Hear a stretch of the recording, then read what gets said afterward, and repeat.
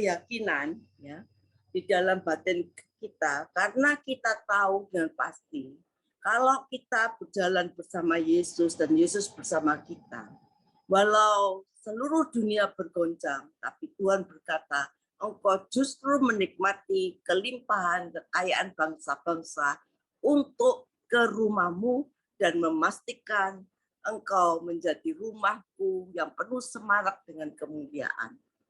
Saudara, di tengah-tengah goncangan dunia, maka Tuhan akan memunculkan kita menjadi orang-orang yang terpandang ya.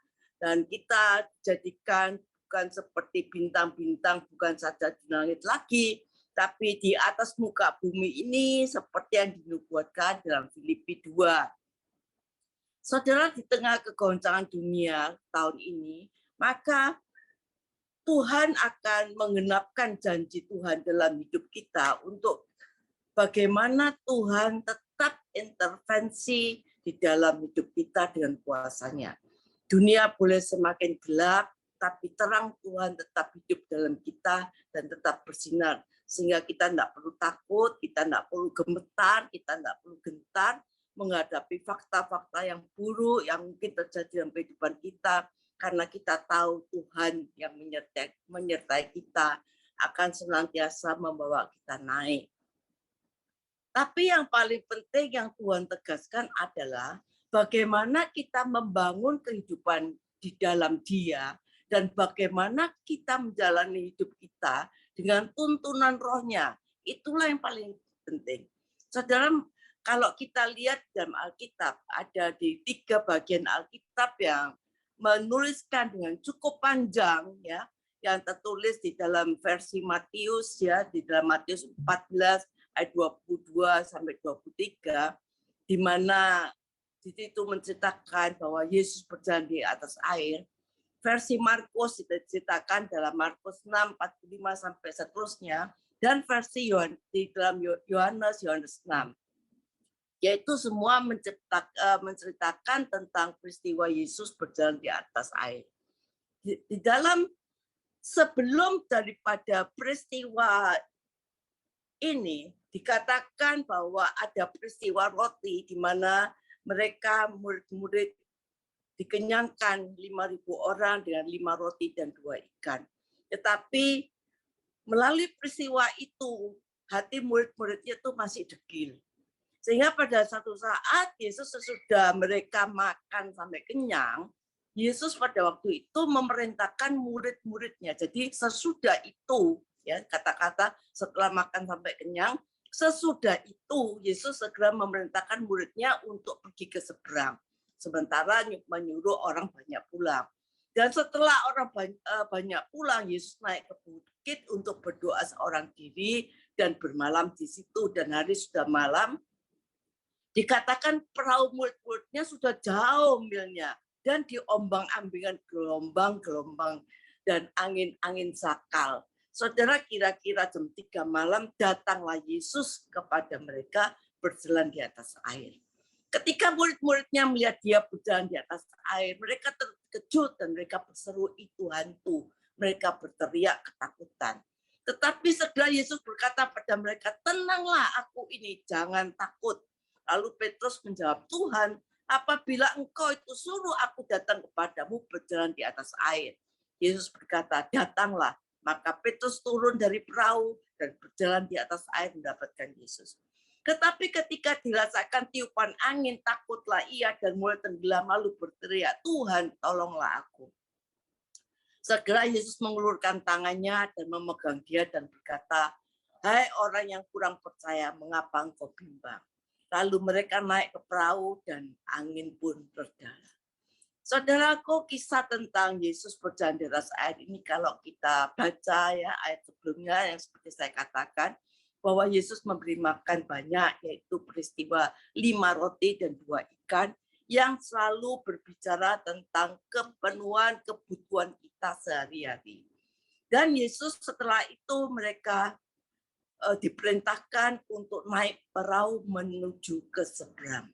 Artinya Yesus menghendaki kita itu mulai menyeberang, berpindah, bukan jadi sekedar Kristen yang survive dalam diberkati ya. Kristen yang bermental 5 roti dan 2 ikan ya, yang berarti fokus kepada kebutuhan hidup ya, pemenuhan kehidupan hidup sehari-hari. Tuhan enggak mau terus kita duduk di tempat itu. Tuhan ingin kita menyeberang, berpindah ya, untuk membangun kita hanya tertuju kepadanya. Jadi bukan tertuju kepada roti, tapi kepadanya. Dan yang mengerti kehendak dan rencana Bapa di dalam kehidupan kita. Saudara, kita lihat kesuksesan dan keberhasilan pribadi yang Tuhan berikan pada mereka, bahwa mereka bisa makan sampai kenyang. Itu Tuhan tidak mau kita berhenti sampai situ, tapi Tuhan ingin kita menyeberang ya. Kuasa firman dan roh kita biarlah membuka pikiran kita ya, supaya kita juga dipakai oleh Tuhan menjadi kepanjangan tangan Tuhan sendiri.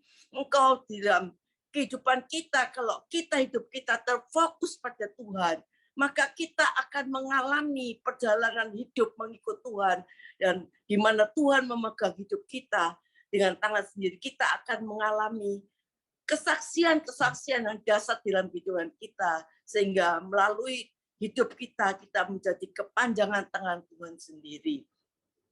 Saudara, Alkitab menceritakan pada waktu murid-murid Yesus mentaati, mengikuti arahan Tuhan Yesus untuk pergi menyeberang. Mereka memang taat untuk mereka pergi menyeberang. Ya, jadi ikut Yesus ke seberang itu, mereka memang masih menghadapi adanya badai. Mereka tetap menghadapi adanya gelombang. Mereka menghadapi ada banyak hal yang menakutkan. Ya, sebagai nelayan mestinya badai itu sebenarnya biasa.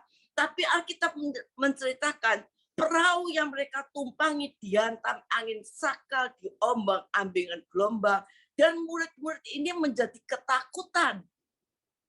Ditambah lagi mereka melihat Yesus berjalan di atas air, yang dipikir itu hantu, mereka menjadi takut. Itu menjadi ketakutan mereka. Saudara, kalau hidup kita disertai Tuhan, mengalami ketakutan, di mana iblis ingin berusaha untuk membuat kita mengalami ketakutan, maka ingat, Yesus akan selalu datang menenteramkan batinmu. Saudara, pada waktu itu Yesus datang berjalan di atas air. Di tengah badai yang Yesus datang menjumpai muridnya, Alkitab menyatakan bahwa murid-murid itu tambah menyalahkan Yesus, dikira itu hantu, mereka menjadi takut. Saudara, kadang-kadang kita punya paradigma yang kita miliki sendiri ya, di mana mata kita tidak tertuju kepada Yesus saat itu. Dikatakan oleh sebab itu, kita harus melatih hidup kita, kehidupan kita, punya mata yang tertuju kepada Dia. Kita bangun jati diri kita, jangan seperti murid-murid Yesus, sehingga pikiran dan perasaan kita tidak bisa diombang-ambingkan oleh badai kehidupan kita.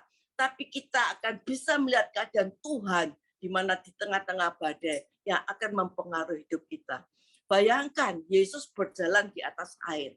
Sementara di kelilingnya ada air dan air danau di mana Yesus berjalan menjadi atasnya itu tenang. Jadi Yesus berjalan di tempat tenang, tidak ada gelombang. Saudara, di titik Yesus menginjakkan kakinya, tidak ada gelombang di sana. Saudara, kalau mata hati kita tertuju kepada Dia, maka kita akan mendapati perjalanan hidup kita ada konsisten naik, tidak akan turun. Tidak akan ada gejolak karena perjalanan hidup kita disertai Tuhan. Ketika Yesus berjalan di atas air, dia mendekati murid-muridnya. Untuk apa Yesus mendekati murid-muridnya? Karena Yesus ingin menarik kembali fokus perhatian mereka. Yang selama ini tertuju kepada badai, gelombang, lautan yang menakutkan mereka. Karena itu Yesus datang pada mereka untuk menarik perhatian mereka. Fokus mereka ditarik untuk tidak tertuju kepada gelombang dan badai dan lautan. Dan pada waktu itu Petrus punya antusias dan dia berkata, kalau itu engkau suruh aku berjalan di atas air menghadap datang kepadamu. Satu hal yang kita tahu pasti, kalau mata hati kita tertuju pada Yesus, maka kita akan selalu ada firman yang datang pada kita. Seperti waktu Petrus punya antusias untuk tanya sama Yesus, maka ada firman yang datang. Dan Yesus berkata, datanglah. Dan akhirnya Petrus datang di atas air. Saudara, mungkin ada masa-masa di hidup kita seperti telur di ujung tanduk. Percayalah, penyerahan hidup kita, ya, walaupun kita ada di dalam ujung tanduk, kalau kita ada di dalam tangan Tuhan, maka kita akan aman. Karena apa? Tuhan yang memegang hidup kita. Saudara, walaupun ada badai gelombang yang menakutkan, tapi kita akan terus melakukan perjalanan hidup kita dengan iman, dengan keyakinan, ya, dengan kesadaran bahwa Tuhan tetap memelihara kita. Saudara, apa yang kita pelajari dalam hal ini? Saudara, biarlah kita punya mentalitas dalam diri kita, yaitu hati kita terus tertuju kepada Tuhan, bukan yang lain. Saudara, mari kita membangun hidup kita untuk tertuju kepada Dia. Bahkan ketika kita belajar dalam ketaatan, di dalam tuntunan Tuhan, akan tetap ada badai yang kita alami, tetap ada gelombang yang kita hadapi. Tetapi ingat, bersama dengan Yesus kita akan mengalami kemenangan. Angin itu reda.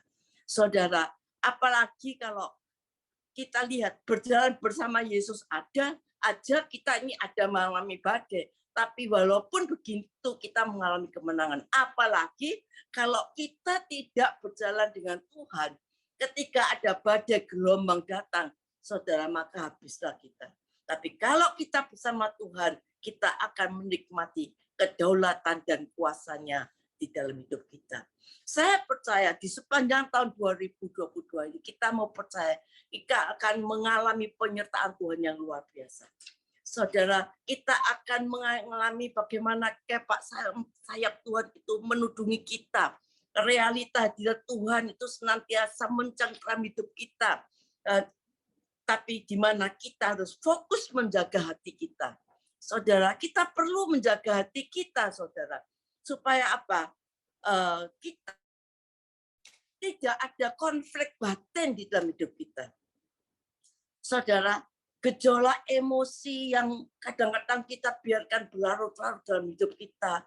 Ayo kita lepaskan pengampunan. Kita melupakan kesalahan orang yang bersalah pada kita. Kita naikkan doa berkat bagi orang yang menganiaya atau merancangkan yang jahat. Kita terus menjaga hati kita bersih, ya. Kita terus ada keterhubungan dengan Bapa, terus bertumbuh. Maka kita akan terus mengalami bagaimana kuasa Tuhan berlaku dalam hidup kita. Tangan Tuhan akan terus menggandeng hidup kita.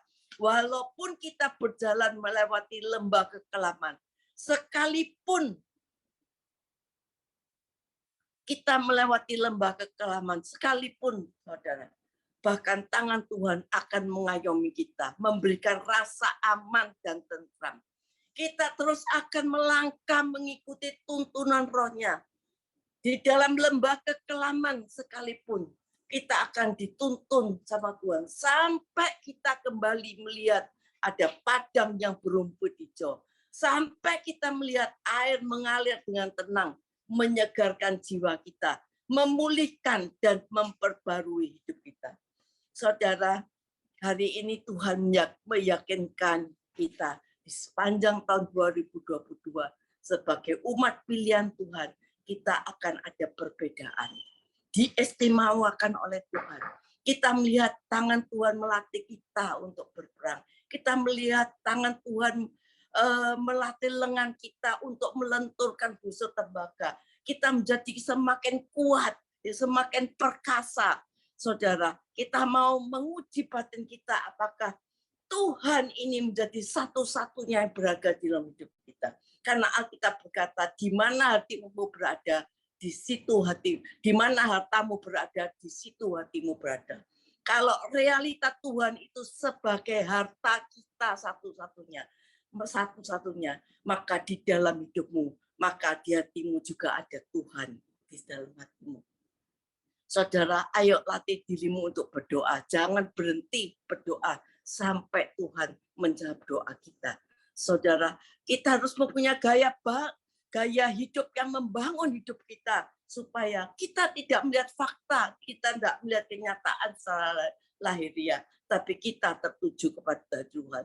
Saudara, kalau kita lihat di dalam Yohanes pasal 6, di situ dikatakan bahwa mereka mau menaikkan dia ke dalam perahu.